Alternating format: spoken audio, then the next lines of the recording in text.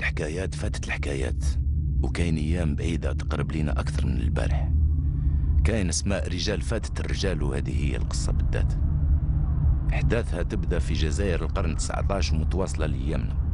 هذه القصه تحكي على راجل اسمه عبد القادر، وهذه القصه فيها اكثر من حكايته هو.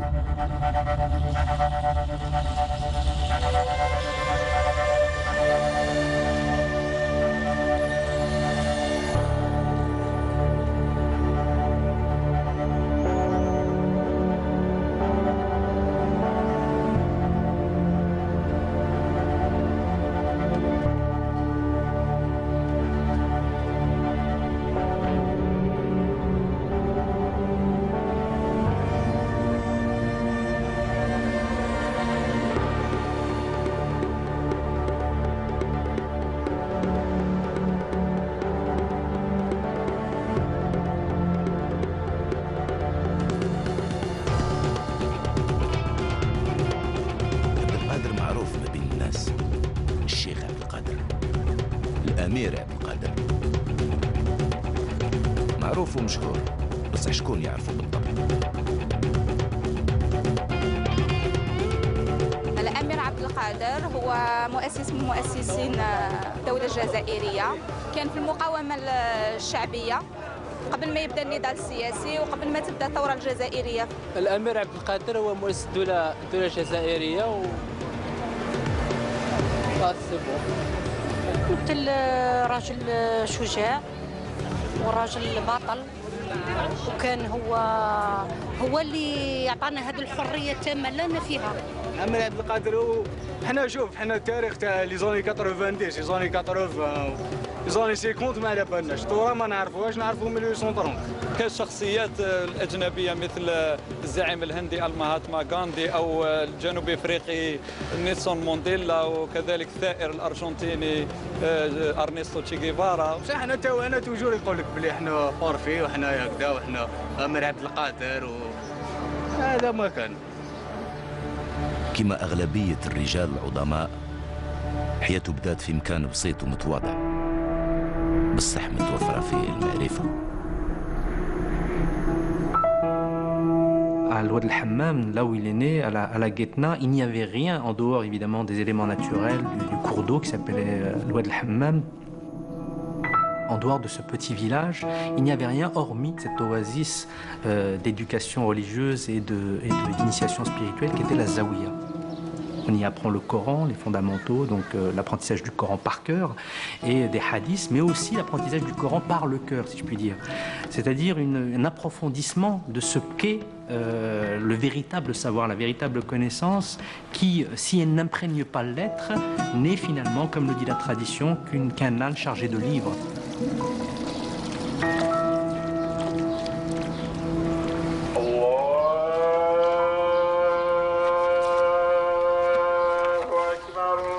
بالإيمان بدات حياة ذاك الراجل، وبين يديه ركز وحمل الإيمان ودعوة شعب كامل.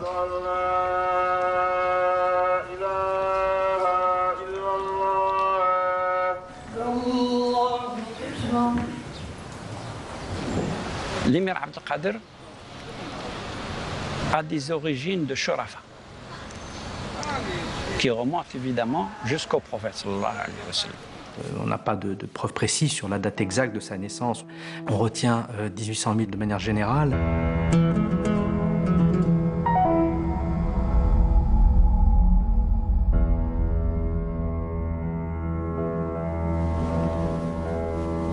عبد القادر بن محي الدين وزهرة ولد تاريخ كبير. عبد القادر بن محي الدين بن مصطفى بن محمد بن المختار، صفحة أخرى من شجرة نسب جذورها غاطسة في أيام الإسلام الأولى. On peut imaginer qu'Abdelkader a vécu dans le giron des femmes. Le premier maître spirituel était sa mère. Sa mère faisait partie des rares femmes qui savaient lire et écrire, et on sait le miracle que c'est l'écriture dans une société où on considère le Coran comme étant une incarnation de la parole divine. Le père donc de l'émir Abdelkader, donc Sidi Mahieddine, est un muqaddam, c'est-à-dire un représentant un responsable de la grande confrérie, la grande tariqa des Qadiriyya. Cette confrérie soufie trouve son origine dans le cheikh Abdelkader el-Jilani vers le XVe siècle.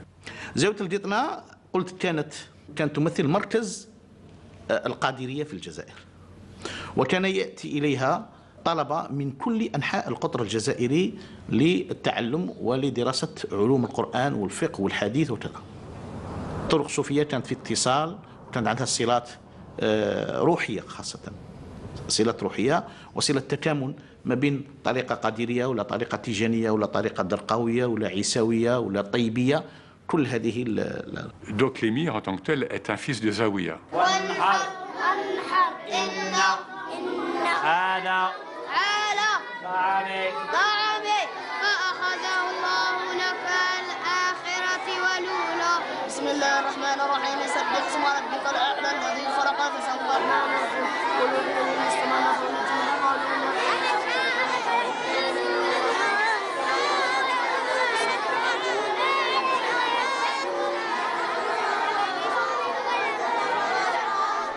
يقولوا بلي هذاك الولد كان يعرف يقرأ وهو في عمره 5 سنين. هذاك الولد صبح طالب قبل ما يفوت 12 عام، وكان حافظ القرآن في سن 14 عام.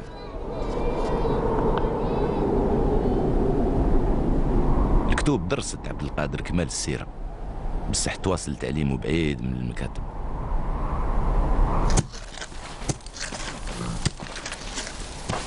كان مفروض عليه يفهم ويدرس وطان واسع بعاداته، وتعرف عليهم بفضل الفرس.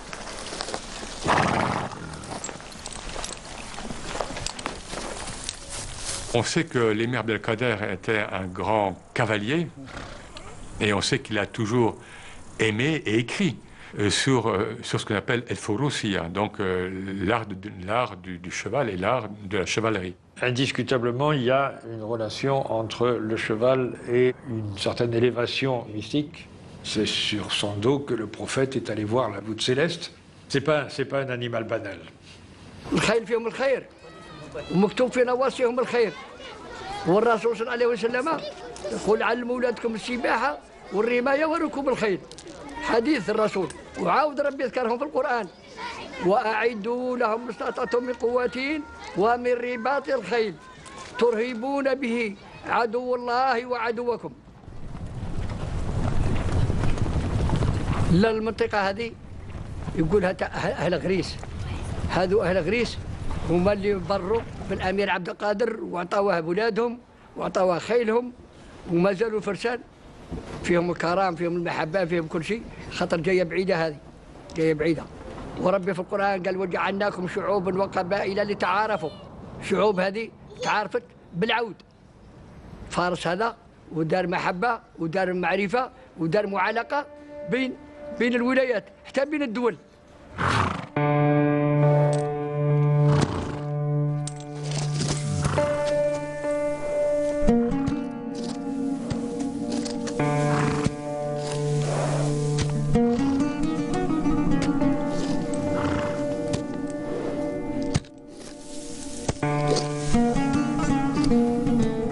Was also an important school, and as I think his father put it, you know, the hunt teaches you patience, intelligence, and to be contemptuous of danger.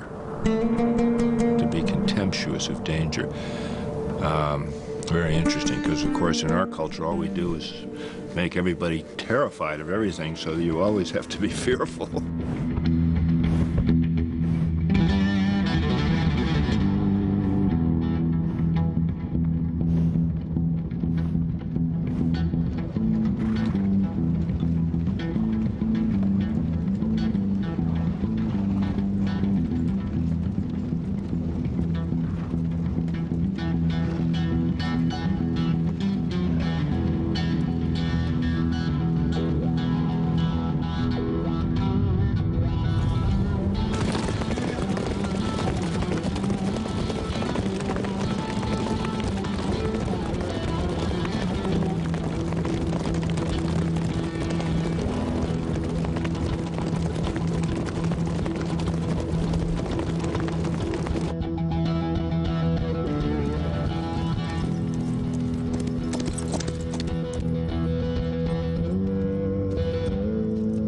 الأقصى موسع الآفاق والمعرفة. القطنة هي المنبع، والمنبع ما هو الساقية، والساقية ما هي الواد، والواد ما هو البحر. محي الدين اللي كان واعي بهذا الشيء كلف حمد بن طاهر بتربية ولده في أرزيو. من بعد تعمق عبد القادر الشاب في أصول الدين والفلسفة الإغريقية عند الشيخ أحمد بن خوجة الشايع والمعروف في مدينة وهران.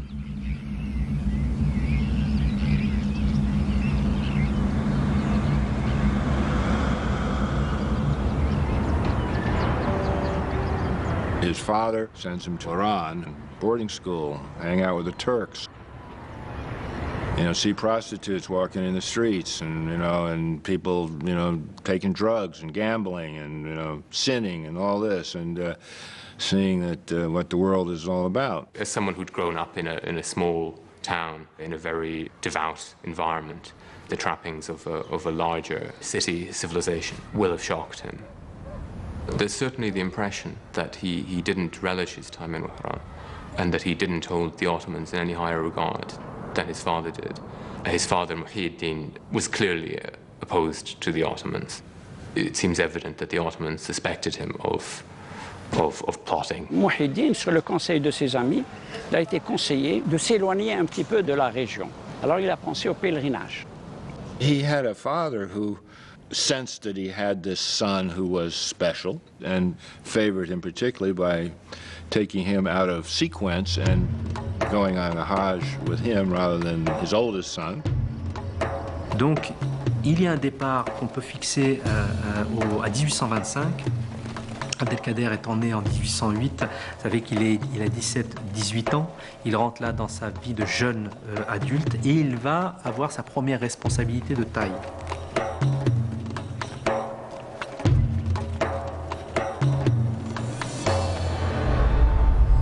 Il faut quand même imaginer le choc que ça peut être à cette époque-là, arriver à la Mecque et voir des Afghans, des Tatars, des Indiens de l'Inde, des Arabes du Yémen. Il faut imaginer de l'Afrique noire avec leur type, leur population, leur nourriture. Et ils découvrent ça, c'est-à-dire cette dimension universelle. Et là, encore une fois, il faut imaginer, il part d'un milieu très restreint et là, il arrive dans cet islam qui va lui montrer qu'effectivement, il y a une dimension universelle de l'islam.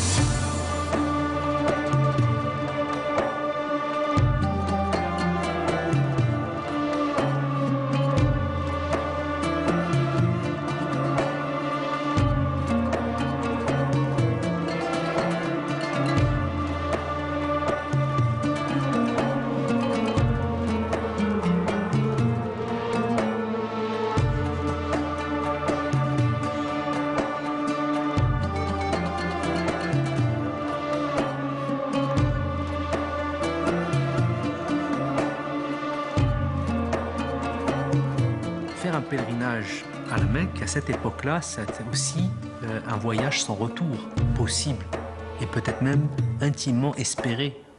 Parce que celui qui meurt sur la route en allant à la Mecque ou celui qui meurt à la Mecque elle-même, c'est la plus belle mort qui puisse arriver. Donc on ne demande pas forcément de revenir d'un tel pèlerinage, et en tout cas si on en revient, c'est d'en revenir meilleur, avec une proximité au divin plus importante, proximité à Dieu plus importante. It was at the same time a way of being out from under Ottoman control and observation, a way of making contacts, which has traditionally always been one of the great functions of the pilgrimage. People meet from all over the world and be conversing, exchanging stories, exchanging ideas, and sometimes perhaps forming alliances of one sort or another. وفي حجه الأول كذلك في مصر استوقفه شيء وهو إصلاحات محمد علي باشا. ومحمد علي باشا رغم أنه كان والي عثماني على مصر، يعني تابع للسلطة العثمانية على مصر، إلا أنه أراد أن يستقل بمصر وجعل من مصر دولة حديثة قوية مركزية اقتصاديا وسياسيا وعسكريا وحضاريا وغير ذلك، نظرا للإصلاحات التي قام بها محمد علي باشا. هذه الإصلاحات كلها أعجب بها الأمير عبد القادر. بعد ما حج تزوج عبد القادر بخير. هذا السفر في بعاد روحانيته اداه لأعماق الأوطان العربية ومنه خدا معرفة كبيرة. بصح ما كانش عارف باللي سلسلة أحداث بعيدة عليه كانت رايحة تبدل له المصير حتى الأخير.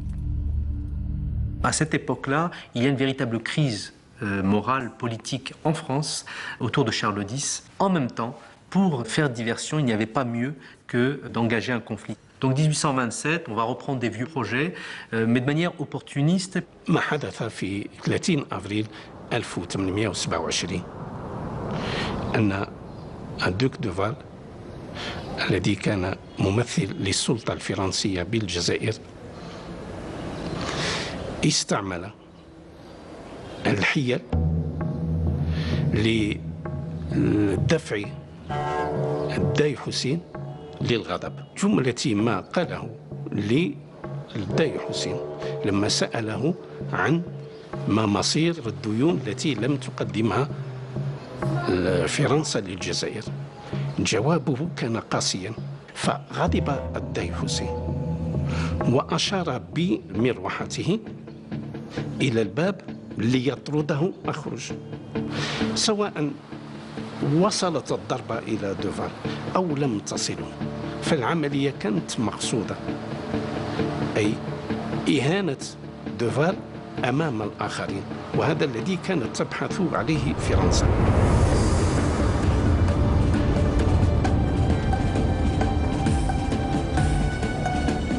Donc 1830, les troupes françaises débarquent dans la baie d'Alger à Sidi Ferruch, du nom d'un saint, et puis la prise d'Alger après négociation avec le Dey Hussein le 5 juillet 1830. Mais ce qu'il faut savoir, c'est que quand les Français débarquent à Alger, ils savent que c'est pour racheter l'honneur du consul et à travers lui de la France, mais ils ne savent pas beaucoup plus. Et les troupes n'ont pas été préparées. Cette conquête commence très mal. Ça va être un coup d'effroi. Donc on va voir des exactions, des viols, des vols, profanation de tombes, transformation de mosquées en écuries, enfin bref, des choses qui vont choquer les populations. Et là on comprend qu'on a affaire à un nouvel envahisseur. Sauf que entre le départ de la flotte et la prise d'Alger, le pouvoir va chuter en France. Quand Louis-Philippe arrive au pouvoir, il hérite de Charles X d'un fardeau qui est Alger. Ça ne l'aurait pas dérangé de se retirer. En même temps, politiquement, il ne peut pas, parce que ce serait d'une certaine manière reculé. Donc, en attendant, on va placer des garnisons dans les principales villes du littoral. Et c'est au début 31 qu'une garnison française s'installe dans la ville d'Oran. Donc la menace se fait plus proche.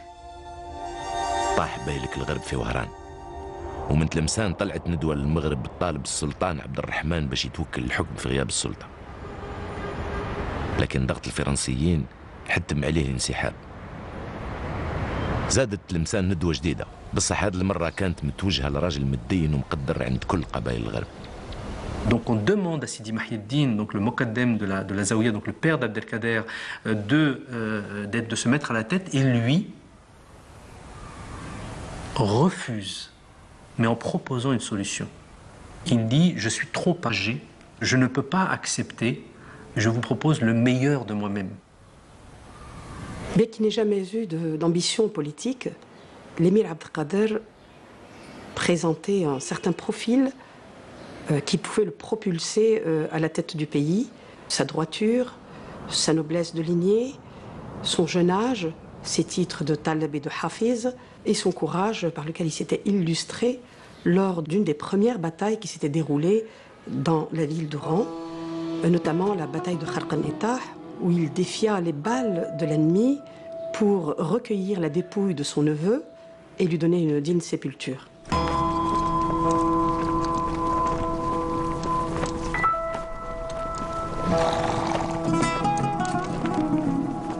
27 نوفمبر 1832 يوم المبايعة. عبد القادر صبح الأمير عبد القادر،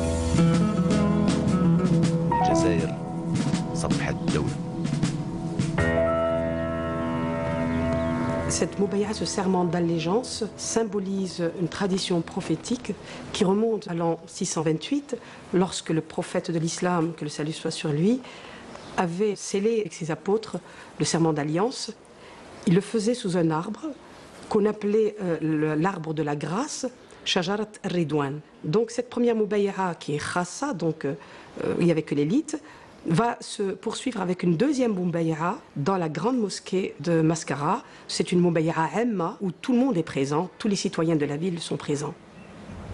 البيعة كانت تحل محل ما يسمى اليوم انتخاب، وأكدت على أن إمارة الأمير أو دولة الأمير لها طابع ديمقراطي، طابع الشورى، طابع العدالة الإسلامية. لما بويع الأمير عبد القادر مباشرة بعد بيعته ألقى خطابا قال فيها مضمونها أن الأمير عبد القادر أن الإمارة سعت إليه ولم يكن يجري وراء الإمارة. La Moubaïa, pour lui, ça va vraiment être un passage initiatique. D'autant plus que l'année suivante, son père meurt en 1833 et que là, il sera vraiment seul. Il est face à son destin et au moment où il accepte, il rentre dans l'histoire. دخل الأمير في التاريخ بسبب واجب الحرب وكتب تاريخه بهدف واحد: الدولة اللي رغب يبنيها. الدمار والبني والدمار مرة أخرى، والقتال في الغرب والبني من جديد، والهدنة قريبة للتشييد. ما الذي أدى بالاعتراف الأول وإمضاء معاهدة ديميشال في 34 هي عملية أن ديميشال كان صحيحا يوجد بوهران لكن لا يملك أي شيء خارج وهران. السلطة الفعلية لقوات الأمير عبد القادر في المنطقة كلها. ورقة مقسومة على زوج لغات، نصها بالفرنسية والنص الثاني بالعربية، زوج توقيعات وبعدهم الهدنة. هذا الخطاب يرسم إقليم بقبايله تحت سلطة الأمير. بصح قداش تدوم الهدنة؟ ولا واحد من الطرفين كان يظن أن هذه المعاهدة هي توقف الحرب النهائي. لماذا قبل هذه المعاهدة؟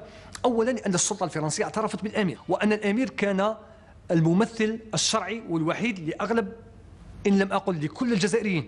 إذا وذلك الأمير اغتنم هذه الفرصة فترة الهدنة هذه أو هذه الفترة القصيرة لكي يجعل تنظيم دولة. يعني أنشأ دولة بمعنى الكلمة، يعني معسكر كانت عاصمة لها مؤسساتها. أنا بخصوص المباني الحكومية للأمير عبد القادر من بينها يعني مقر القيادة ما زال قائم إلى حد الآن، وأيضا محكمة الأمير عبد القادر.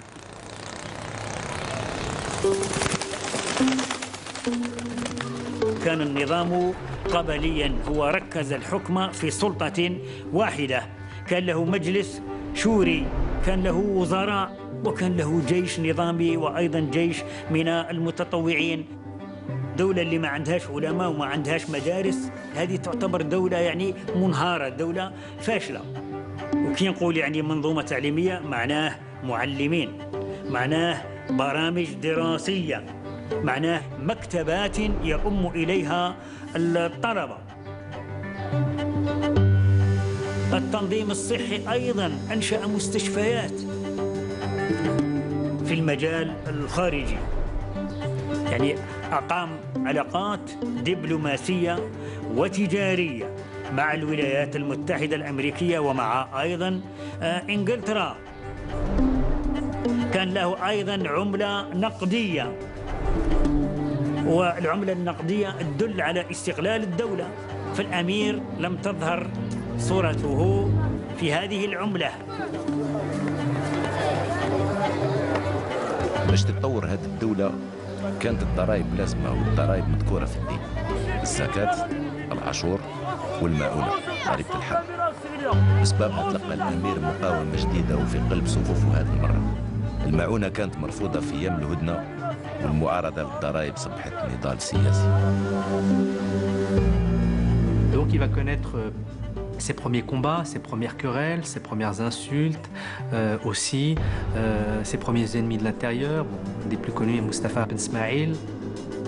المخزن سبب مشاكل للأمير ومصطفى بن اسماعيل بعد، بصح قبلهم الدوير والزمالة.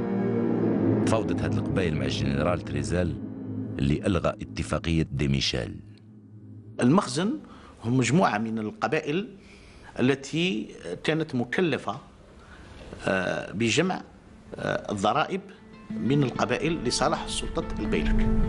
في 35 نجد أن المخزن يوقع معاهدة ليصبح تحت خدمة الفرنسيين. 10 أيام بين توقيع المعاهدة تقع معركة المطلق بين تريزال والأمير عبد القادر.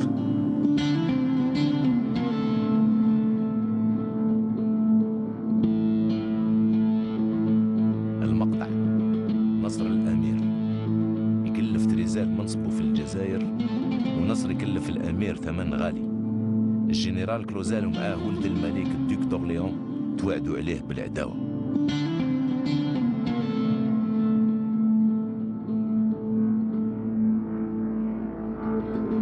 كلوزال أول شيء بمصاحبة الدوك دورليون سيحاول وسيتوجه إلى معسكر لتتبع أو ليمحي العار تاع المرتع، لأنه معركة المرتع بكل المقاييس كانت ضربة قوية للجيش الفرنسي في الجزائر. في عام 1835 يعني غزت فرنسا معسكر يعني واستولت عليها لمدة 3 أيام، فقضوا عليها وشردوا أهلها، هدمت هذه المدينة. طاحت معسكر وكبرت أهمية رهان تلمسان، رهان استراتيجي. لكن مدينة تلمسان هي كانت خط وسيل وهمزة وصل الإمداد تجي من غزوات الجيش الفرنسي باش تروح العسكر ولا بالوقت. كان حب يقطع من الناحية العسكرية هذه الإمدادات للجيش الفرنسي. رهان شخصي ثاني. تلمسان مراية، كل واحد يشوف وجهه فيها، وحتى الأمير كان يعز هذه المدينة. الكراغلة نصهم ترك ونصهم جزائريين راغبينها تكون عثمانية. مصطفى بن اسماعيل تفاهم مع الكراغلة وانضم لهم في ساحة المشور، صابر على الساعة اللي يحيي فيها سيادته. حاصرهم الأمير عبد القادر مدة، وفي تلك الفترة كتب القراغلة وعلى رأسهم بن اسماعيل إلى كلوزال وطلبوا منه المجيء إلى تلمسان. تلمسان صبحت غنيمة الانتصارات والهزايم. انتصار معركة التافنة، هزيمة معركة السكاك اللي انتصر فيها راجل سكندكرة الجزائريين الجنرال بيجو. لكن تلمسان رجعت للأمير، وبيجو عدو البارح والغد طلب هدنة، معاهدة التافنة. Le jour du traité de la Tafna, du 30 mai 1837, les premières paroles de l'émir quand il a rencontré Bugeaud, c'était « Je suis venu prendre Tlemcen ». Et effectivement, il a pu avoir Tlemcen, c'était symbolique.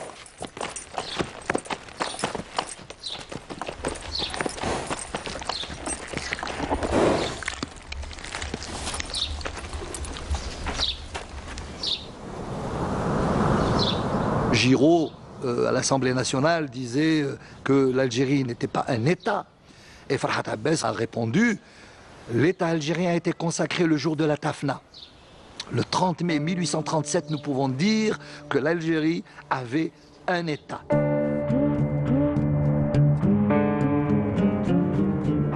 هذه المعاهدة أعطت للأمير مدينة تلمسان وأكثر، 30 من البلاد ومسؤولية تنظيم الدولة من جديد. دولة تتركب من 8 خليفات، وخليفات على رؤوسها أولاد الزاويات. كان الأمير متأكد بلي الرجال كيف تربوا في البساطة والديانة ما يخضعوش لغرور السلطة. وخلفاء يبنيوا مدن جديدة وقلعات، وخلفاء يشيدوا إدارة مركزية.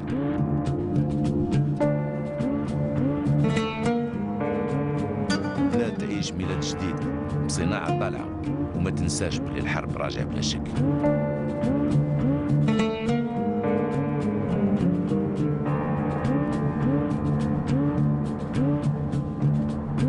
بالأخص بلاد تحيي نفسها بعاصمة جديدة. هذه المنطقة تيار التقدمت هذه كانت عاصمة قديمة وهي عاصمة للدولة الرستمية. فهنا لما جاء الأمير عبد القادر صار يحب يبني عاصمة مثل ما بنى الرستميين وزارها في 1837 وشرعها يرمم في منطقة يعني اللي هي اليوم تاكدمت ونقل إليها عاصمته. ولكن مع الأسف هذه كلها مشات يعني فنات، لم تبقى منها الآثار التي يمكن أن نستشفها. في سبتمبر من 1839 استؤنفت القتال. ابن الملك لوي فيليب هو الذي خرق أبواب الحديد بالشرق الجزائري. يعني فرنسا عقدت معاهدة مع الأمير عبد القادر في المنطقة الغربية وفي بعض أجزاء من المنطقة الوسطى، لكنها تفرغت لما ضمنت أن الأمير عبد القادر لا يحاربها، نقلت كل جيوشها وحاربت أحمد باي في الشرق. إذا فرنسا لما قضت على المقاومة في الشرق بدأت تمتد وتمد نفوذها على المناطق الأخرى، وهذا ما جعل المعاهدة تنتقد. À partir de ce moment-là, il y a le parti pris en France d'une domination totale, de la colonisation. Et donc à partir de là, il va se mettre en place en France un soutien qui se fait autour de Bugeaud, le général Bugeaud, qui est aussi homme politique, qui va venir à la Chambre des représentants expliquer pourquoi il s'en est fini de discuter avec les chefs de la résistance. Il faut écraser toute résistance à notre conquête. Le but n'est pas de courir après les Arabes, ce qui est fort inutile. Il est d'empêcher les Arabes de semer, de récolter, de pâturer, de jouir de leurs champs. Allez tous les ans brûler leurs récoltes, ou bien exterminez-les jusqu'au dernier.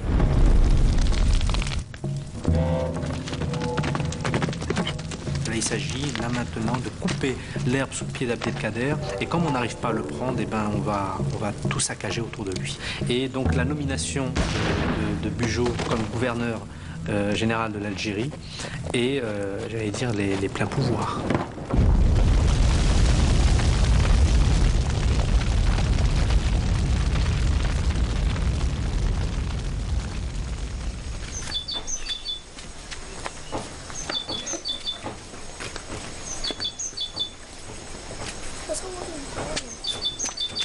تحريق الأرض ما يكفيش، دولة الأمير هي اللي لازم تنحرق. تهدمت تقدمت في ماي 1841 وهكذا فنات عاصمة الأمير الثانية. العاصمة الثالثة كان لازم تكون أقصى من الحجر، واش اللي أقصى من الفكر. Suite à la chute de plusieurs de ses capitales, pour des raisons militaires assez basiques, le surarmement français, la difficulté pour Abdelkader et ses troupes de tenir des sièges et maintenir ses capitales fixes, Abdelkader va se poser, en tout cas selon Bruno Etienne, une question fondamentale qui est qu'il faut encore fonder le pouvoir politique dans la pierre?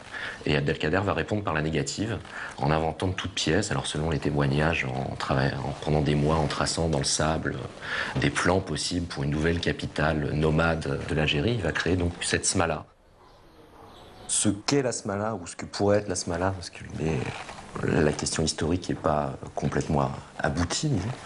Ce qu'on en sait, c'est que ça a été pendant 2 ans la capitale de l'Algérie, une capitale mobile, faite de tentes, sur une organisation et un plan assez lumineux et compliqué, donc de forme de cercles emboîtés, qui eux-mêmes étaient composés de douars, c'est-à-dire d'ensemble de tentes, qui était une assemblée, en tout cas, de l'ensemble des tribus fédérées par l'émir Abdelkader.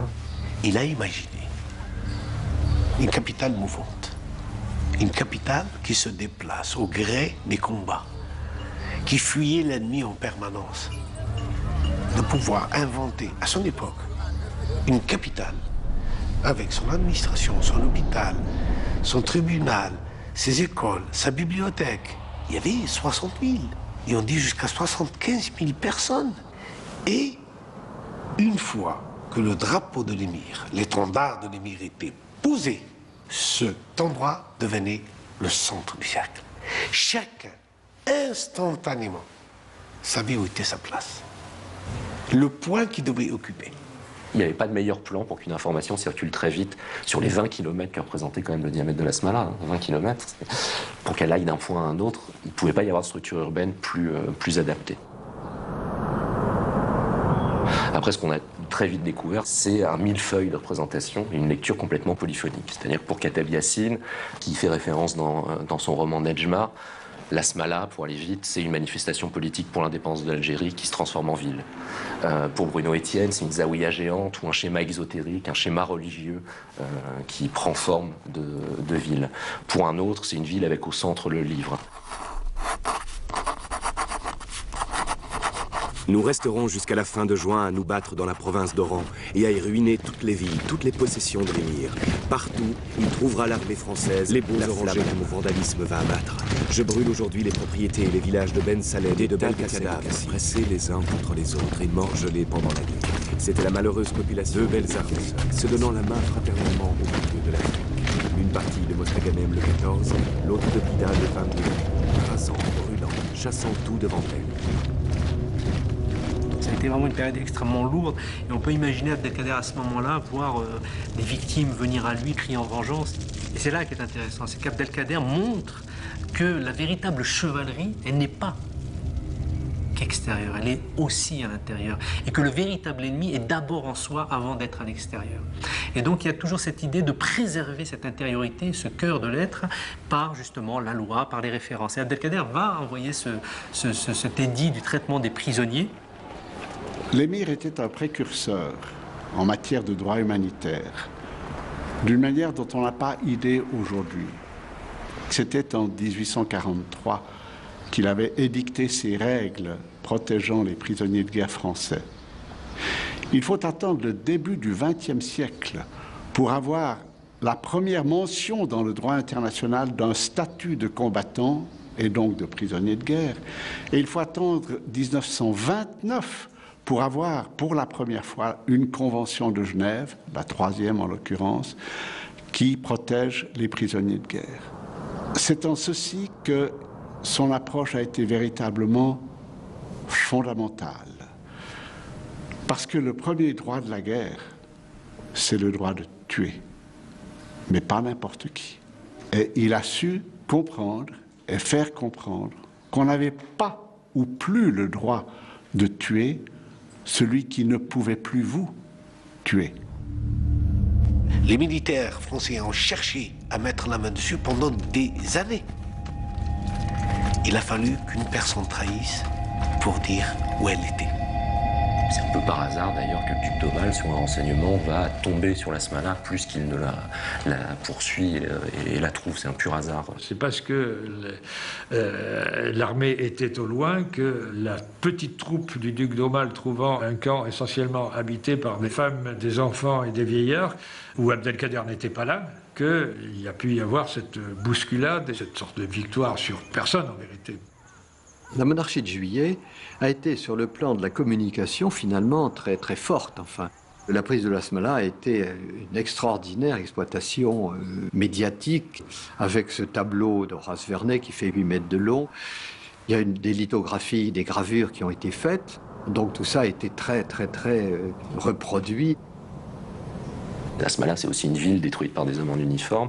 Et on a essayé d'interroger ce rapport historique. Et on voit qu'il y a une sorte de continuité du savoir-faire colonial qui se développe pour la France, essentiellement en Algérie, et qu'on peut suivre jusqu'à aujourd'hui selon des parcours un peu sinueux, mais qui définissent en définitive le traitement de la ville de l'autre. Donc la ville de l'Algérien essayant d'exister en tant qu'Algérien, qui est la Smala, ou la ville du Rome essayant d'exister en tant que Rome, en tout cas sur le territoire français, ou comment on expérimente justement la déstructuration de l'espace en Israël, avec un laboratoire d'études militaires composé essentiellement de géographes, d'architectes, de sociologues et de philosophes, qui vont inventer la déstructuration de l'espace comme méthode de guerre.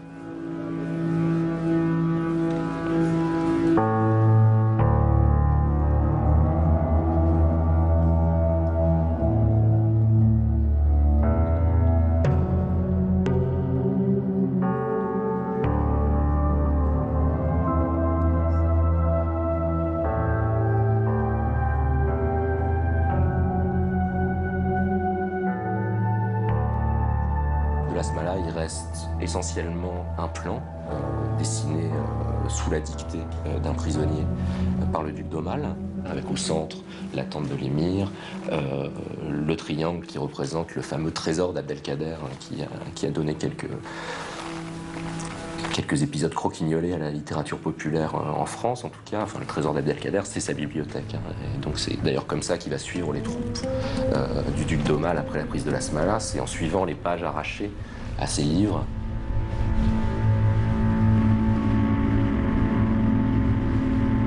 الوراق داهم الريح، عاصمة طاحت مرة أخرى، البلاد تلهب بالهيب. من المعارك المربوحة معركة سيدي إبراهيم في سبتمبر 1845 اللي تشهرت في وقتها. بصح ما كانش الأمير يقدر يتمتع بهذه الانتصارات، وهو عارف باللي شعب وبلاد ونضال كانوا غارقين في الدم.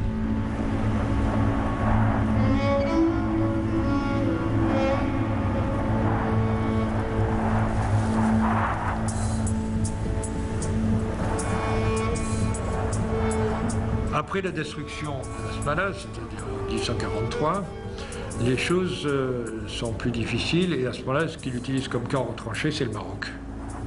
كان له ملجأ بالمغرب الأقصى، لكن السلطات الفرنسية تعاملت أيضا بعنف في تلك المنطقة، وبعد معركة سلي 1844 لم يبقى للملك للسلطان المغربي إلا بإرغام الأمير عبد القادر على الخروج من أراضيه. Le roi du Maroc avait signé le traité de Tanger, en 1844. Ensuite, le traité de la Lamarnia qui disait que l'émir était hors la loi. Abdelkader was definitely seen as a potential magnet for opposition to the Sultan, and potentially even a Sultan in his own right. In his defense, there is no case where Abdelkader actually does try to set himself up against the Sultan. Le roi du Maroc, Moulay Abdelrahman ibn Hichem, a envoyé, à la fin décembre 1847, un contingent de 5000 hommes à peu près. L'émir a engagé la bataille, il était obligé d'engager la bataille, et en quelques heures, l'armée marocaine a été défaite. Ensuite, le roi du Maroc, Moulay Abdelrahman ibn Hichem, a engagé 55 000 hommes. Donc d'un côté, les troupes marocaines, de l'autre côté, l'armée française à 105 000 hommes. Donc l'étau se resserre autour de l'émir Abdelkader. فتشاور مع زملائه، لكن قبل التشاور استخار عدة ليالي. فتشاور الأمير مع رفقائه ولا سيما مع مصطفى بن تامي ومع قدور ولد سيدي مبارك وجماعة أخرين. واش نعملوا يا جماعة؟ كاش ما مواصلة الكفاح صعبة، كاش ما نتفاوضوا مع المغاربة ولا نتفاوضوا مع الفرنسيين. واجمعوا على أن أصحاب القرار في النهاية هم الفرنسويين، فلذلك من الأفضل أنه يتصلوا معهم مباشرة.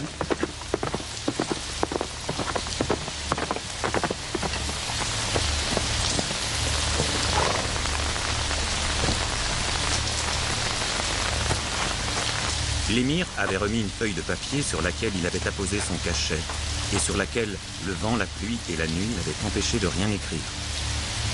Il m'était impossible d'écrire pour la même raison qui s'était opposée à ce que l'émir put le faire. Et de plus, je n'avais pas mon cachet.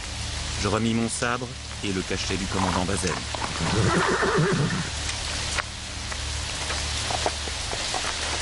Les conditions de l'émir sont simples.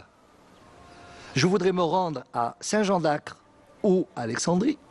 S'il a fait le choix de ces deux villes, c'est que ce sont deux ports traditionnels où descendent les Maghrébins pour se rendre précisément à la Mecque. Deuxièmement, avec tous ceux qui veulent me suivre.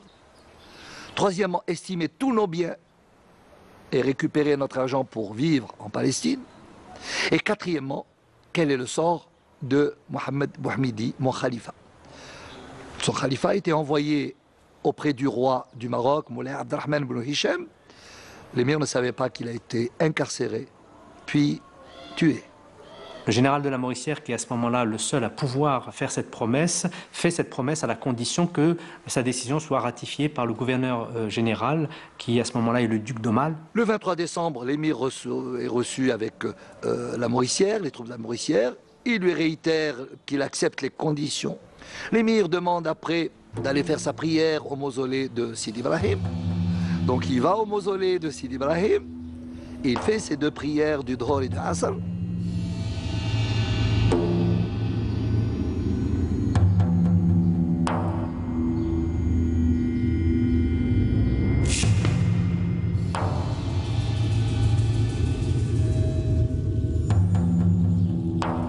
Ils vont ensuite à Ghazawat et il passera la nuit dans la maison du commandant d'armes.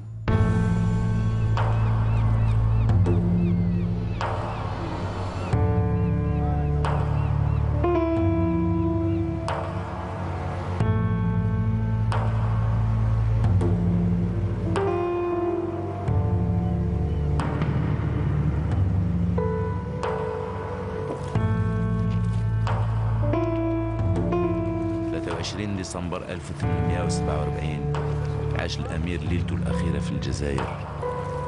لقى الدوك دومال في مرسى الغزوات يوم 24 ديسمبر وقرر المصير باش ما يكونش بيجو آخر من شاف الأمير وهو يغادر بلاده. 3 أشهر من قبل خلفوا ولد الملك المنصب حاكم عام. من غزوات راح الأمير المرسى الكبير وركب على متن لاسمودي متأكد بلي كان مسافر في اتجاه الشرق.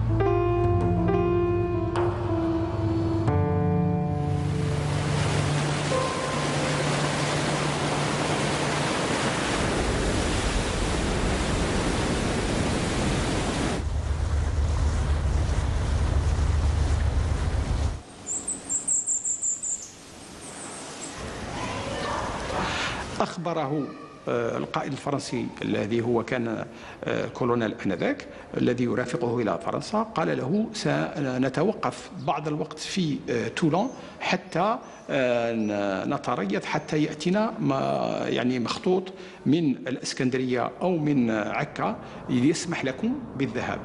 وكانت يعني نوع من الوقوف الثقلي للباخرة في تولون، ولكن سرعان ما جاءت الأوامر من باريس.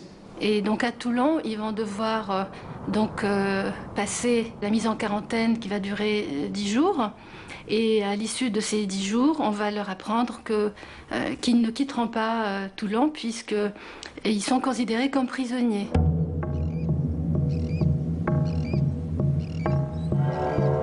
كان الحرب مصيبة وزمان المصايب زاد دام عوام.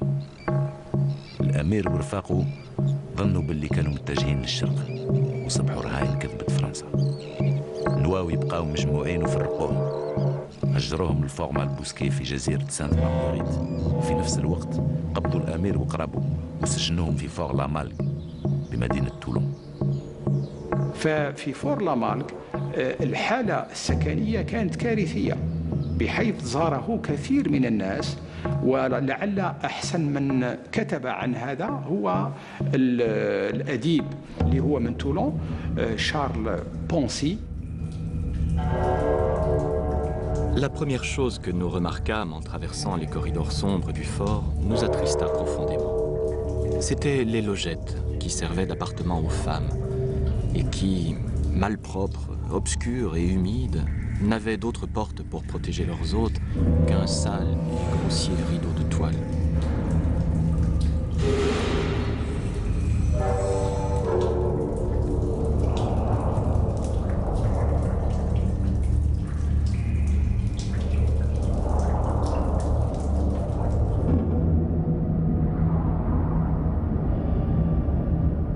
Ces conditions vont être beaucoup plus terribles parce que l'Amir Abdelkader va exiger que les gens qui étaient enfermés au fort Malbousquet le rejoignent. Le groupe était composé d'une centaine de personnes. Donc il y avait à peu près une trentaine de femmes, une quinzaine d'enfants. Les autres étaient des hommes et ils vont se retrouver tous enfermés dans un espace très réduit. أن في الأول فرنسا لم تكن تعرف ماذا تفعل بهذا الشخص، أين تضعه، سيما وأن تزامن انتقاله إلى فرنسا بتغيير نظام الحكم في فرنسا. المسجون سجن الحارس. شعار ثورة 1848 كان الحرية، المساواة والأخوة، وكانت نفس الحرية بالذات اللي طالب بها الأمير. الحارس يتمنى من المسجون أنه يوالف سجنه فرنسا رغبت توصل لقبول الأمير بالشي اللي عطاته في عوض ما تمد للأمير الشي اللي كان راغب فيه. Domas était un grand officier qui parlait arabe. Il a rempli ses fonctions de responsable des affaires arabes sans problème. Et quand est arrivé 1948, le gouvernement lui a demandé de s'occuper d'Abdelkader et d'essayer de le convaincre d'accepter de rester en France. Domas va très loin. On lui donne carte blanche, j'allais dire, pour cette négociation, pour faire revenir Abdelkader sur sa parole. Il va jusqu'à dire, écoute, si tu décides de rester ici, tu auras des terres, tu auras de l'or, tu seras parmi les gens les plus importants de ce pays. Donc l'échec total, et Domas qui écrit dans cette lettre à Guizot directement, donc au Premier ministre, donc au président du Conseil, dans lequel il dit, il ne veut strictement rien de ce monde. Autrement dit, on ne peut pas l'acheter. وجا زمان الحيرة والسياسة مزعزعة وهذا السجين يقلق بثقل لشانو. دوماس خاف من انتحار الأمير في فور لامالك. الشاعر لامارتين اللي كان عضو في الحكومة قدم اقتراح باش يسكن الأمير في قصر أونغي 4 بمدينة بو. هكذا بدأت جولة الأمير في فرنسا. Pendant ce trajet, il y a un enfant qui décède, mais on refuse de s'arrêter. Donc on va continuer comme ça jusqu'au château de Pau. Pourquoi on ne s'arrête pas? Parce qu'à cette époque-là, c'était la Révolution en France. Donc de février 1948, la situation politique était extrêmement difficile. Donc on avait très peur que ce contingent soit arrêté sur le chemin. تم الذهاب به إلى قصر بو الذي هو قصر أونري 4، يعني هو قصر ملكي، ولكن في الحقيقة كان دائما الأمر الأمني يسود كل شيء. Le château de Pau, c'est un compromis. C'est un compromis parce que c'est une forteresse, mais c'est aussi un palais royal. Et donc, il y a une certaine noblesse du monument. Et puis, il y a un autre élément. Pau est près d'une frontière, certes, mais une frontière bien gardée. Et Pau est loin de Paris. Et de la sorte, Abdelkader sera beaucoup plus isolé, certainement, qu'au voisinage d'une voie maritime ou encore au voisinage de la capitale. L'arrivée des prisonniers était très très difficile, raillée. Le fait de savoir que des barbares allaient être installés au final dans le château d'Henri IV, c'était un sacrilège pour beaucoup. Lorsqu'ils arrivent au château de Pau, les fenêtres étaient barreauées. Donc ils étaient surveillés par une vingtaine de soldats à l'intérieur et à l'extérieur. L'émir Abdelkader était effectivement dans un château qui venait d'être restauré, mais il était emprisonné parce qu'au départ il était isolé dans un donjon et puis ensuite il n'avait surtout pas le droit de sortir à l'extérieur. Donc ces gens vont passer 7 mois depuis avril jusqu'au mois de novembre au château de Pau. Pendant cette période-là, 5 enfants vont décéder. Ces morts répétées d'enfants, et cette prise de conscience d'ailleurs de la part des Palois qu'il y a des deuils qui ont attristé ce séjour et faute de pouvoir naturellement y porter remède, la ville de Pau, c'est une petite consolation qui paraît presque dérisoire, concède une part du cimetière à Abdelkader et à sa famille.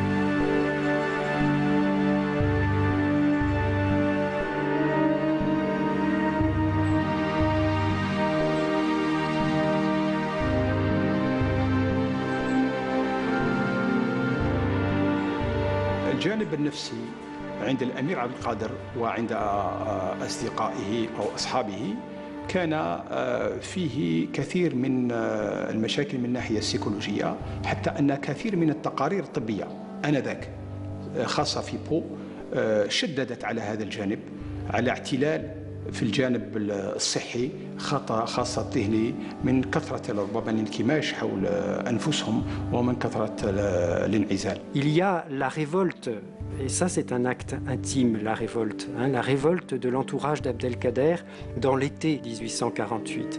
On n'en peut plus. Il y a des morts, les jours s'égrènent et rien ne vient. Et le désespoir gagne, grignote en quelque sorte les consciences. Et cette révolte qu'Abdelkader arrive d'ailleurs à apaiser, c'est un acte intime extrêmement important. كان يقول اعتبروني ميتا. أنا بالنسبة إليه أعتبر أنني في سجن وسجن العربي هو خيمته وأنا أبقى في خيمتي.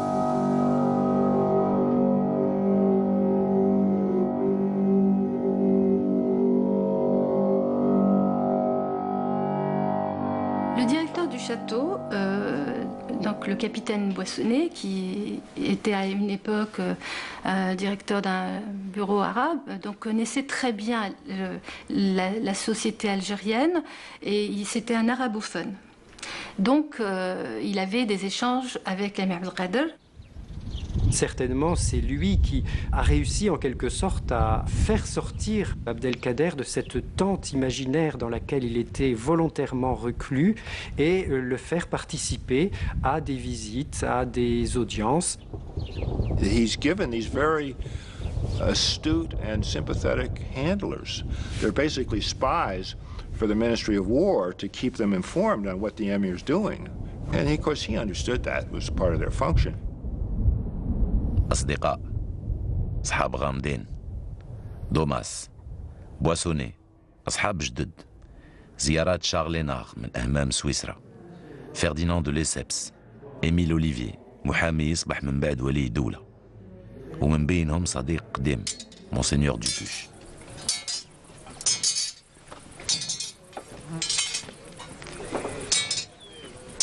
هذه الصداقة بدات عوام من قبل، من عطف الأمير ومونسينيور دوبوش للأسرى المقبوضين من الجهتين.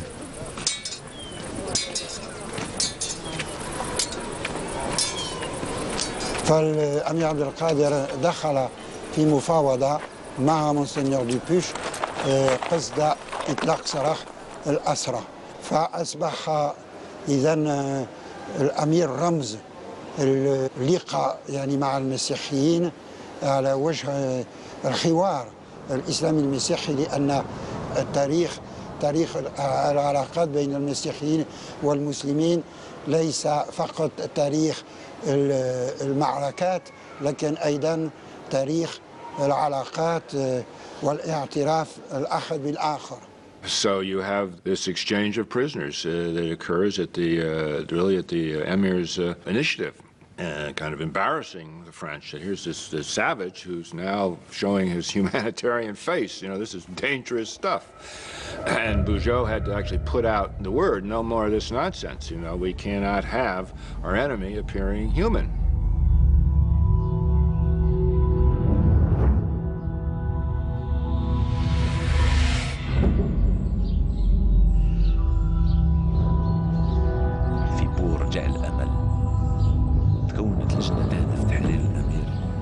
زيارة مونسينيور دوبوش كانت رمز وبرهان تشجيعه وصداقته، لكن من باريس طلع كلام على تحويله لمكان معزول بعيد من الحدود، قصر أمبواز. بصح الأمل عنيد. يوم تولى لاموريسيار الرجل اللي تفاوض مع الأمير بما يخص منفاه في ليلة من ديسمبر 1847 منصب وزير الحرب، أصبح الأمير يترجى في الوعد الأول اللي أعطاه له في الجزائر. فماذا كان جواب لاموريسيار؟ كان جوابه مزيدا من الضغط، بحيث منعت كل الزيارات. فلما وصل الأمير عبد القادر مثلا إلى أمبواز كان هناك 200 جندي. L'émir est arrivé dans un château qui était en mauvais état, en tout cas inhospitalier et inhabité depuis plusieurs générations.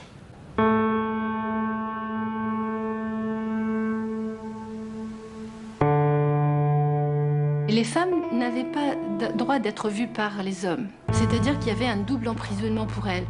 À la fois cette réalité politique, qui était valable aussi pour les hommes, mais en tant que femmes, elles ne devaient pas être vues par les hommes.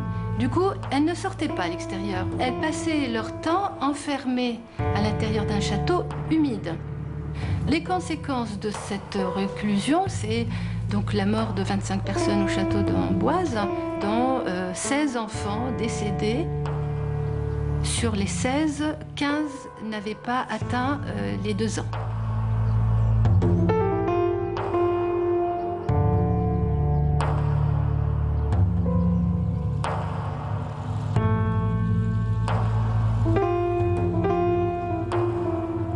C'est une période à la fois douloureuse, difficile, et en même temps, sur un autre plan, c'est aussi une retraite, d'une certaine manière spirituelle, où l'homme, Abdelkader, qui pendant des années a occupé un poste important, donc a été imprégné, j'allais dire, dans ses gènes par le pouvoir, va se voir dépouillé petit à petit de toute cette prétention au pouvoir temporel, et au final, donc ces 5 années de captivité vont être une renonciation, mais dans le détail, douloureuse, chirurgicale, à tout instinct de pouvoir. والأمير يرى أو أعتقد أن الأمير سمى المرحلة الأولى بمرحلة الجهاد الأصغر لما كان يقاوم في الفرنسيين. أصبح في المرحلة الثانية مرحلة الجهاد الأكبر، والجهاد الأكبر هو جهاد النفس، وهو الذي اتجهه الأمير عبد القادر. اتجه إلى الدين، إلى التأليف، إلى العلم، إلى التصوف، إلى الزهد، إلى غير ذلك. الزمان دار وتقلب. راجل الدولة في المنفى يتخلى على عادات الحكم، والمنفي القديم يتولى الحكم والدولة. لوي نابليون بونابرت يصبح رئيس في ديسمبر 1848 ويبدأ يخطط ويحضر مستقبله، مستقبل فرنسا ومستقبل الجزائر اللي ولات إقليم فرنسي في ذاك العام. عند الأمير الجزائر صبحت ذكرى. Et l'année 49, 50 vont être des années terribles. Terrible. Même Abdelkader est touché. Lui qui était robuste commence à avoir des maladies très difficiles. Abdelkader se refuse de sortir, considérant qu'on ne demande pas à un prisonnier ce qui lui plairait.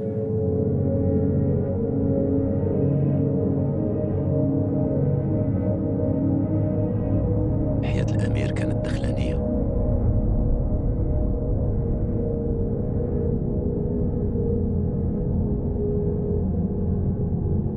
ما بين الحيوط، داخل عائلته، داخل إيمانه، داخل نفسه بالذات.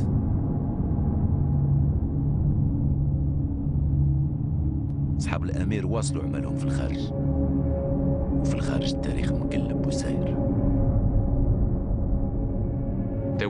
There was a sort of party of Abdelkader in France and in Britain, in which, for instance, the Marquis of Londonderry was very involved with people like d'Orsay and Barbotin and people like that in France who were very anxious to have him released. And there were threats to scandalize the public by revealing, look what was promised, and look what has happened. Et puis, au bout de 2 ans, on sent que les circonstances changent. Je pense que l'émir, qui est en relation avec un certain nombre de personnes à l'extérieur, perçoit aussi que les idées basculent plutôt dans son camp. Et puis le 2 décembre 1851, coup d'État. Louis-Napoléon Bonaparte gagne le bras de fer contre l'opposition et contre le Parlement.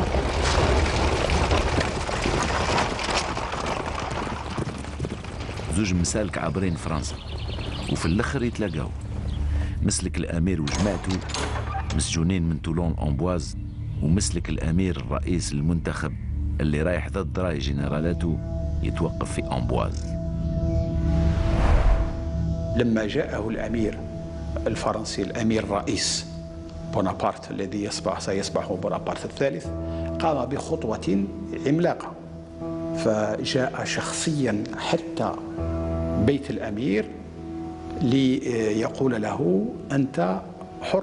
Initially, of course, the first announcement that Abdelkader would be released was made at Amboise, but it was arranged that he and a small number of his entourage would travel up to Paris and would be presented in person. احتفلت فرنسا بالأمير.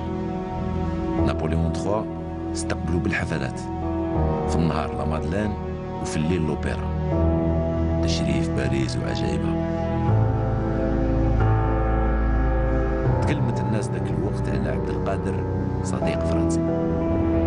الأمير عرف يسمع، بصح ما نساش كيفاش كمشت أسابيع تجمل وآداب تقدر تمحي 5 سنين سجن و17 عام حرب.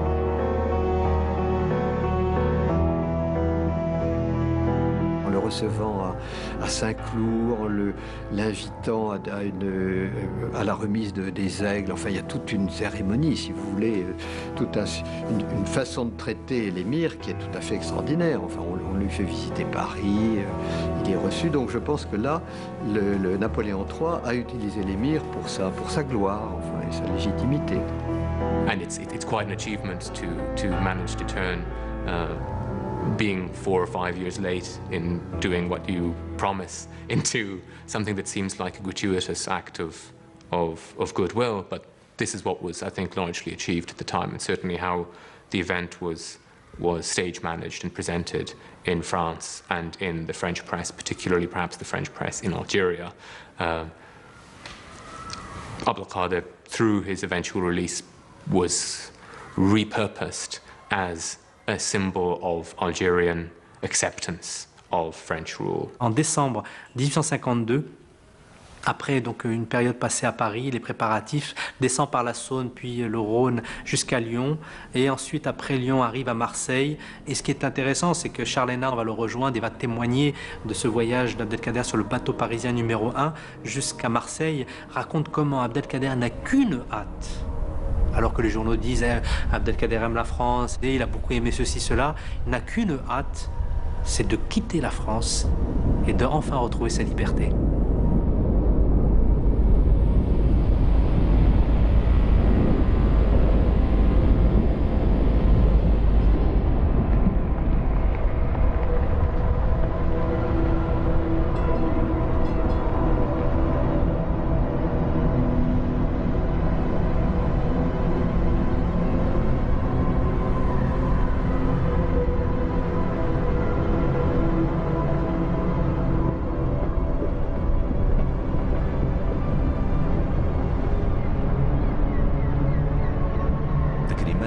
خلات مكانها لتشريفات اسطنبول. ما بقاش الامير مسجون، بصح ما كانش حر. تحركاته كلها كانت تحت مراقبة الفرنسيين والعثمانيين. مازال الامير ريان كبير. يوم استقبلوا السلطان عبد المجيد في قصر جيران منح حضور الدبلوماسيين الفرنسيين.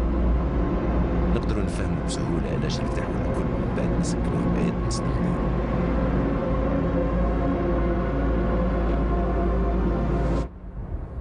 في مدينة بورصة. Neden buraya seçti? Bunun tabii ki 2 boyutu var. Bir maddi, bir de görünmeyen manevi boyutu. Bursa'nın 2 ismi vardır. Biri Yeşil Bursa, diğeri Evliyalar Şehri Bursa. Bursa'da o kadar çok büyük veli vardır ki Emir Hazretlerinin de kendi gibi olan, kendi gibi düşünen ulu sultanların bulunduğu bu beldeye gelmesini gayet tabii karşılıyorum. Maddi boyutu Fransa'yla o zamanki Osmanlı Devleti arasında görüşmedir.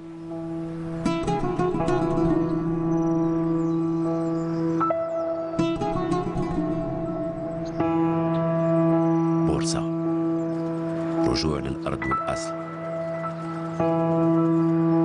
أرض إسلام، أرض فلاحة، أرض مزارع الأمير، وبخصوص أرض خصبة بالمعرفة. وحتى يطهر ذاته من 5 أعوام أسر. منابع بورصة وحماماتها، وخاتم المنابع وأهمها مصدر لمصادر الاجتهاد الروحي.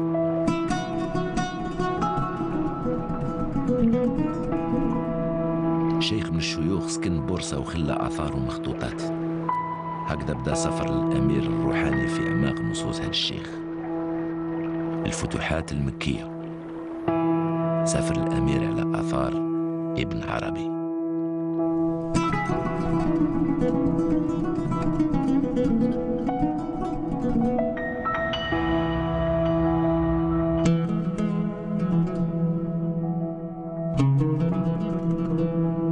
الشيخ ابن عربي هو الشيخ الأكبر كما يسمونه، وحتى الأمير عبد القادر كان يسميه بهذا الاسم، وكان يطلق عليه اسم إمام العارفين. وحتى بعض الكتابات أو بعض الشخصيات من المتصوفة يقولون عن الشيخ ابن عربي بأنه خاتم الأولياء. Ibn Arabi, ce grand maître qui est mort en 1240, est celui qui va formuler de manière décisive la doctrine métaphysique du soufisme. Dès son séjour en fait à Bursa, donc à Brousse en Turquie, où sont conservés des manuscrits essentiels, notamment des Futuhat al-Makkiyya, donc d'Ibn Arabi, il va devenir pour ce qu'on appelle un des héritiers akbariens, le Warith al-Akbari, c'est-à-dire il est de ces êtres qui ont les clés de la compréhension de l'œuvre d'Ibn Arabi. Ce n'est pas donné à tout le monde et pas à tous les soufis. Ibn Arabi, il n'est pas un écrivain, ni un auteur, ni un visionnaire communautariste, ni d'un peuple, ni d'un lieu. Il est un homme qui part d'un lieu, qui est l'Andalousie, où il est né, à Murcia, et qui va nous donner une quête énorme à travers l'humain et à travers le monothéisme pour dire que ce message des trois religions monothéistes, il devrait faire le bonheur de l'homme.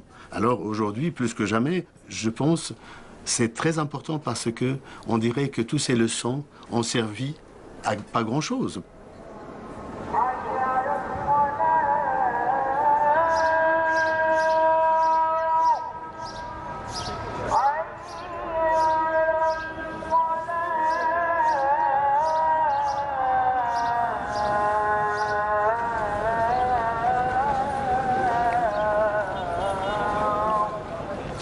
كاين السفر الروحاني كرجل إيمان في قلب أعمال ابن عربي، وكاين سفره المادي على سطح هذه الدنيا، سفر أمير بلا مملكة.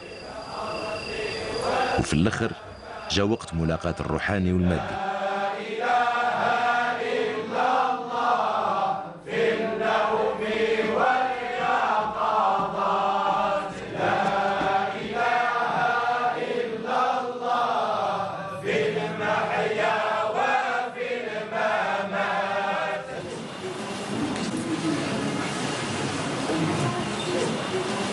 الله أكبر.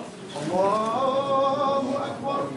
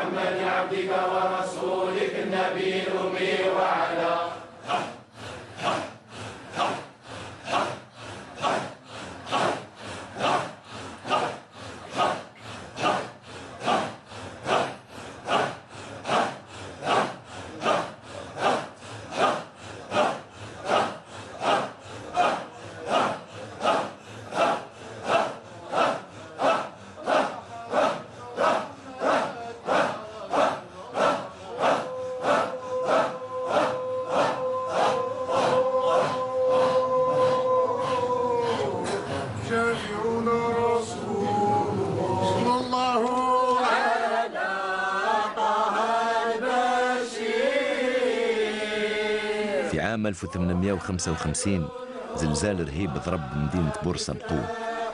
كان هذا الزلزال سباب ولا حجة الأمير باش يودع المدينة.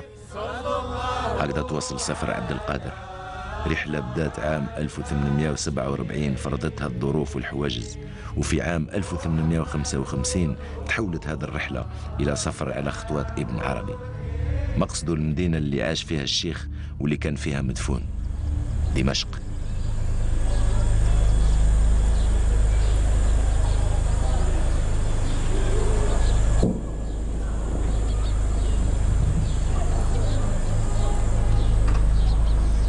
The Emir arrived to Damascus in 1855.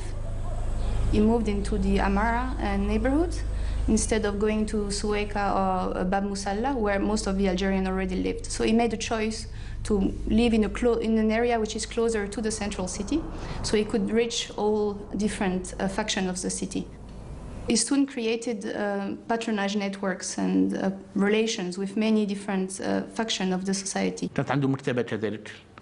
مكتبته في دمشق كانت من المكتبات الرائدة وزاخرة بالكتب والمخطوطات، وكان أعيان دمشق خاصة من العلماء والقضاة والفقهاء وحتى القناصلة الأجانب في دمشق كانوا يقصدون هذا المكتبة نتاعو اطلاع على الكتب النادرة التي كان يجمعها الأمير عبد القادر.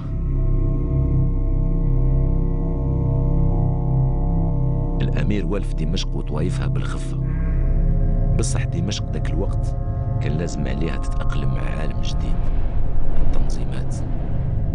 إصلاحات العثمانيين زعزعت الروابط الدقيقة اللي كونتها طوائف دمشق عبر القرون. الحقوق الجديدة الممنوحة للمسيحيين تحت ضغط الدول الغربية الكبرى خلقت توترات وعدوانية. هذا التوتر تحول للعنف ضد المسيحيين بخصوص. Before 1860, before the events and the violence, Abdelkader went to the Majlis and asked for a protection of Christians, and he argued that people who were attacking Christians were to be considered as criminals and arrested. And Ahmad Pasha, the governor, first agreed with him, but then when he left, sent him a messenger to tell him that he was not going to do that. Malgré donc ces avertissements, malgré les lettres qu'il écrit aussi à ses amis, au chef druze, du Hawran, etc., en juillet 60 va se déclencher une émeute qui va durer une semaine.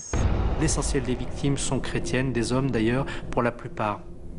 Et Abdelkader va sortir de l'ombre et revenir sur la scène publique, si je puis dire, à ce moment-là, pour défendre et sauver les chrétiens d'Amassen.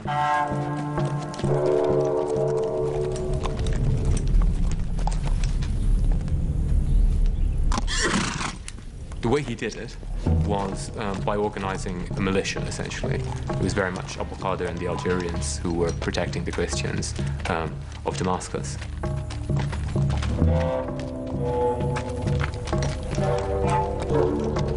Et il va devenir le héros du jour dans cette période difficile, puisqu'il va mettre à disposition sa maison, celle de sa famille et de ses compagnons, pour défendre et sauver les chrétiens d'Amassen. Mais ce geste n'était pas, à mon avis, à mon sens, qu'un geste de tolérance. Ce n'est pas pour le minorer que je dis ça. Ça restera louable pour l'éternité. Mais c'était un geste aussi éminemment politique, je crois. Parce qu'il consistait à renvoyer dos à dos, en fait, le concert des nations, les Occidentaux et les Ottomans.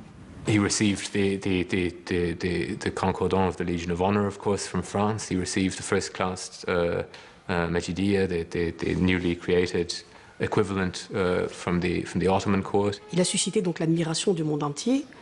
De toutes parts, il avait des lettres de remerciements qui étaient accompagnées de cadeaux, notamment le président des États-Unis, Abraham Lincoln, la reine Victoria, le tsar de Russie, jusqu'au Vatican.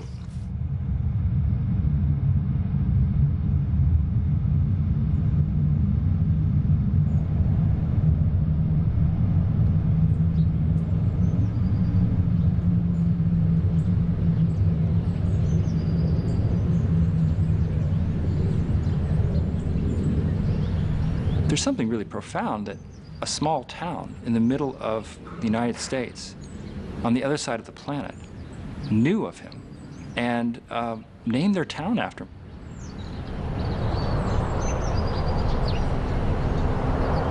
You know, we have worldwide a history of people, great people, Gandhi, Nelson Mandela, Martin Luther King. These are people who were able to bridge, to create community, create a movement, to create understanding. I was born and raised in El Kader.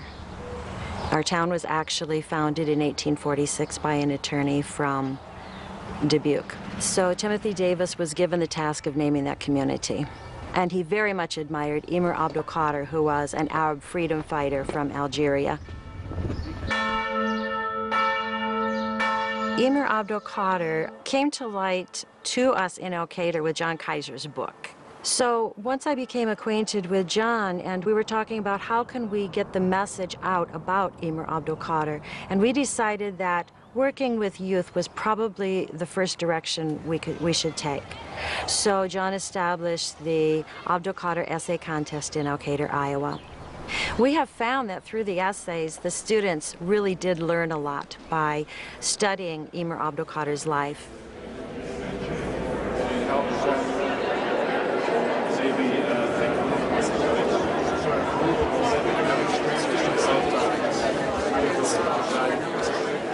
Okay, Jim Moody is with us from Washington, D.C. Jim served in the U.S. Congress and Wisconsin State Senate and has taught at major universities. And then I had the good fortune later to go to Pakistan and Bangladesh with the American Peace Corps, and then I was with CARE International in Iran.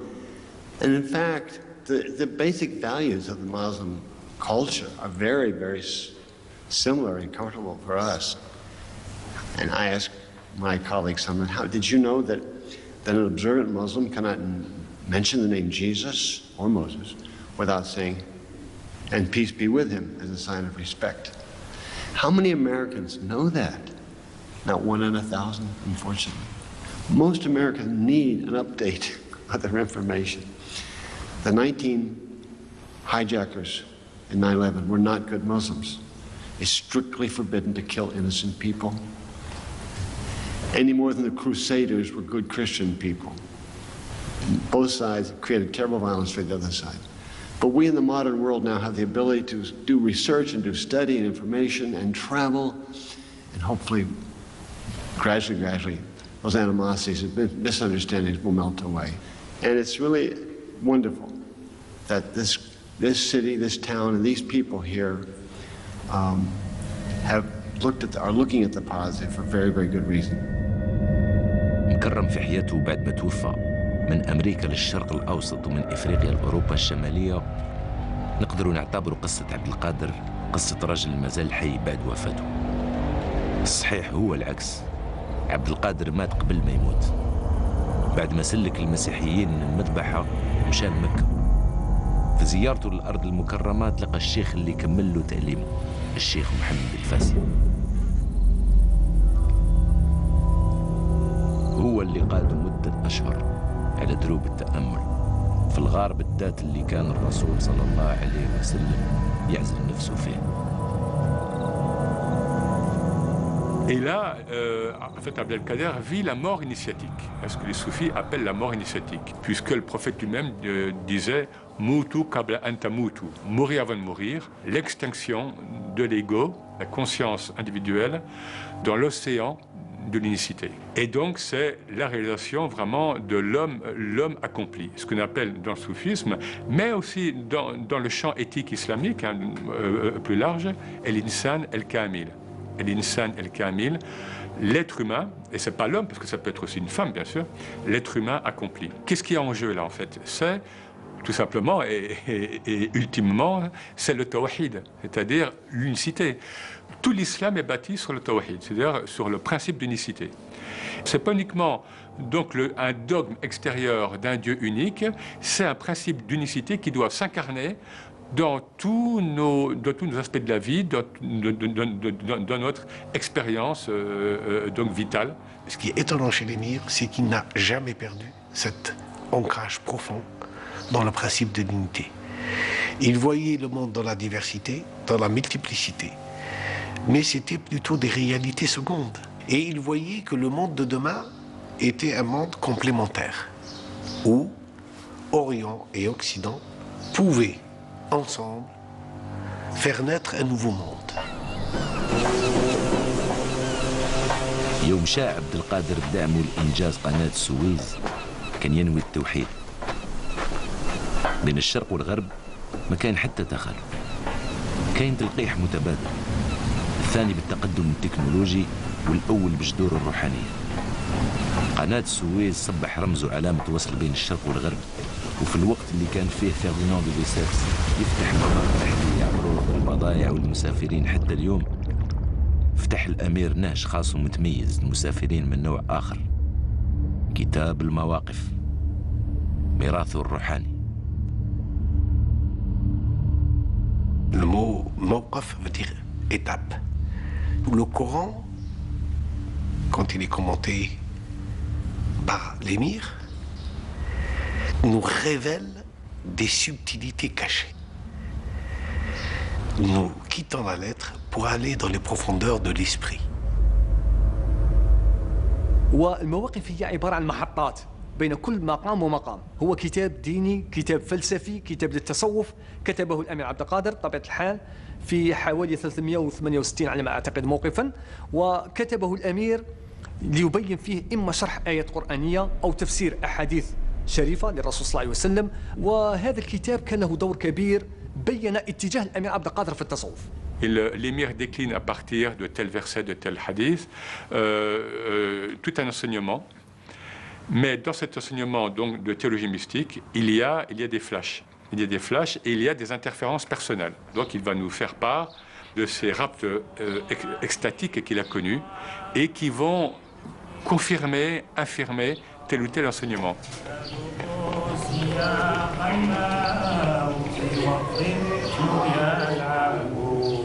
تذوق سياق الموت والطفل يلعب لا إله إلا الله لا إله إلا الله لا إله إلا الله والحبيب رسول الله فلا الطفل ذو عقل يحي لما بها ولا الطير ذو ريش يطير فيذهب ولا الطير ذو ريش يطير فيذهب ولم يظهر بعد فيقال أنه معدوم. واش نحكيو بعد وصية راجل من غير موته؟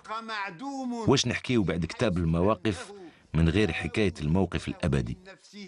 من عادات المؤرخين أن يتكلموا على مكان وتاريخ وفاة كل رجل عظيم. الظاهر أن عبد القادر ما يتسجن لا في تاريخ، لا في مكان، لا في حياته ولا في موته.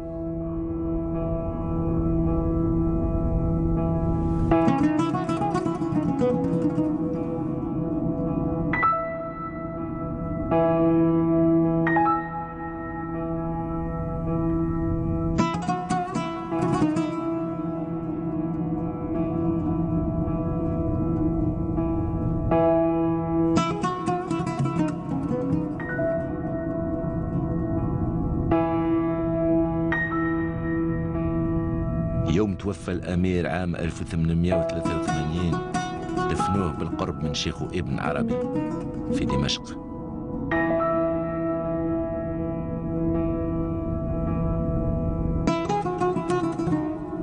وفي عام 1966 رجعت الجثة نتاعو للجزائر، قبرين لرجل واحد. On sait qu'Abdelkader avait eu quelques problèmes cardiaques d'après les journaux de l'époque et il va expirer, rendre le dernier souffle, curieusement, dans la nuit du vendredi au samedi 25-26 mai à minuit. Et Abdelkader est précisément l'être de l'entre-deux. البعض من الناس يشوفوا في قصة عبد القادر نضال مؤسس للدولة الجزائرية العصرية. من ناحية تاريخ الجزائر ليست نهاية، أنها كانت البداية. قصة الأمير عبد القادر مازال ما انتهتش. لماذا؟ هي سلسلة تاريخية شرعية من الأمير عبد القادر إلى أول نوفمبر 1954. آخرين قراوا بين سطور هذه القصة باحثين على اللي باطن. La plupart des écrits qui concernent l'émir Abdelkader consistent à développer une exceptionnalité Abdelkader. Et je crois que le but de ce discours était justement d'octroyer une respectabilité à un individu unique, seul, et que l'octroi de cette respectabilité, de cette exceptionnalité, dépossédait la collectivité de toute personnalité, de toute forme d'exception. Une légende qui se forge après coup, mais qui en même temps est plausible. On passe de l'histoire à la légende très très facilement parce que précisément, même le personnage lui-même rend crédible la légende et interroge l'histoire. وآخرين فهموها كرسالة من الماضي ترسم المستقبل. What the emir expressed in the mid-19th century was essentially a kind of a Vatican II Muslim spirit in which our Catholic Church, after 2,000 years in 1965, finally recognized that maybe Christianity doesn't own God. Amazing. Only took them 2,000 years. And the emir essentially says the same thing 100 years before Vatican II, and he expresses it in a very nice way. Whatever the different religions, different communities believe, the Christians, the Jews, the Muslims, the Zoroastrians, the polytheists, the Sabaeans, God is that, but more. And whatever the prophets, the saints, and the angels say, God is that, and more. No one of his creatures knows God in his entirety. Each of us knows and worships God in some ways and ignorant in other ways. No one is an infidel in all the ways relating to God. There is no error in this world except in a relative way. We're all wrong. Nobody gets God. أنا حق، أنا خلق، أنا رب، أنا عبد. أنا عرش، أنا فرش، وجحيم، أنا خلد. أنا ماء، أنا نار، وهواء، أنا صلد. أنا كم، أنا كيف، أنا وجد، أنا فقد. أنا ذات، أنا وصف، أنا قرب، أنا بعد. كل كون ذاك كوني. أنا وحدي، أنا فرد. 100 مرقاش راسمين صورة واحدة. تقدر هذه الحكاية ما تكونش قصة عبد القادر، هذه قصة المتعدد اللي ذاته وحده.